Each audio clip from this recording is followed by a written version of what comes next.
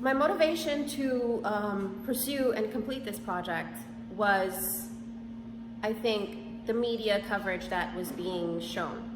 I felt that there was a lot of missing information that we were not getting as a public, and I wanted to go out and make sure that I captured the raw truth that was actually taking place during these protests. So that was my motivating factor. So I began working on the project in May, and it went all the way up to mid-July. This is a continuous project, so there is room for additional coverage. Maybe not in New York, but throughout the United States. The images were captured throughout New York City and Long Island, mostly in Union and Washington Square Park, also throughout Brooklyn, Rockville Center, New York, Westbury, and Smithtown going towards the Hop Hog area. So I noticed a lot of conflict with self, conflict with the information that was being provided to us. For example, I overheard officers talking about how they did not believe in what was happening. They didn't agree with what was happening. They did not want to be on the force at the time, and yet they were being forced to control a crowd that they wanted to be a part of. There were also leaders of protests being blamed for riots and chaos being caused throughout the city, wherein that was not the case. I saw leaders of some of these protests attempting to stop riots and attempting to stop fires from being started. And in turn, the rioters attacked the leaders of these protests. So that to me was important, that I captured those images, whereas then I can show the world that, you know, there was good purposes behind what was actually being done.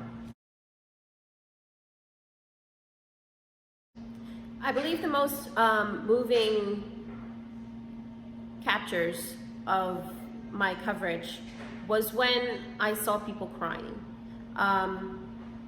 Towards the ending of the coverage that I did, protesters began to lay on the ground for 8 minutes, and you could hear cries of men yelling, you know, "Mama," or "I can't breathe." And that to me was an overwhelming feeling that I started to think about my mother. I started to think about my children.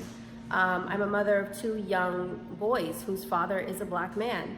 And those things just took my imagination to a place that I did not want to be. And I looked around and there were other women crying and holding each other. At one protest especially, there's an older woman that was there in support of all the sons in the world. She was so concerned, and she called herself, you know, the mother that needed to be there. She was the summoned mother, that she had to come and represent for those other mothers that couldn't make it or lost children along the way throughout this fight. And those emotional times I felt were the most moving to me, and I believe that I was able to capture that as well. Well, there's many challenges from the fact of, you know, we're dealing with a time that is so uncertain. With COVID-19 at its height, especially in New York City, there was that question of, am I putting myself in danger? Am I putting my family in danger? Just being out here and being in a large crowd as I was. I think standing in front of a burning van that's within seconds of exploding, that in itself was extremely scary. Running with mobs of crowd, wondering if I'm going to be arrested and may not even make it home, you know, that night to read my children a bedtime story. I think those were all very challenging things that I faced throughout my coverage. My photography work began seriously about 4 years ago. I was originally studying international law, and I decided to take a photography elective course just to fulfill my degree. And I immediately fell in love with the work, with the art. I found myself wanting to photograph people and things more than I wanted to study policies in government. And I then decided to completely change my major and become an art student and focus on photography.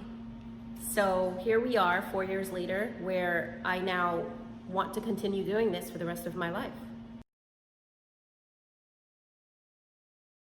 So I do work with my husband. We're both photographers in that we cover weddings and family portraits. I do a lot of newborn photography, where I create sets that are requested of clients so that it can transition just a simple newborn to an entirely new world. And that, to me, I think is very fulfilling. It's fun, and I do enjoy it.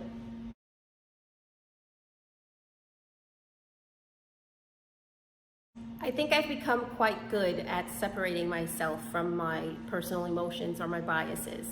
And I try not to interfere with the subject or subjects that I'm capturing.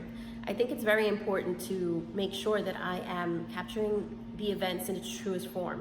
And therefore, I have to separate myself from how I truly feel about an event or a thing that I may be capturing.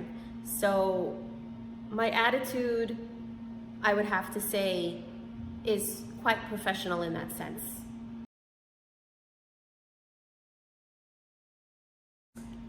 Well, I hope that my photographs can spark a discussion.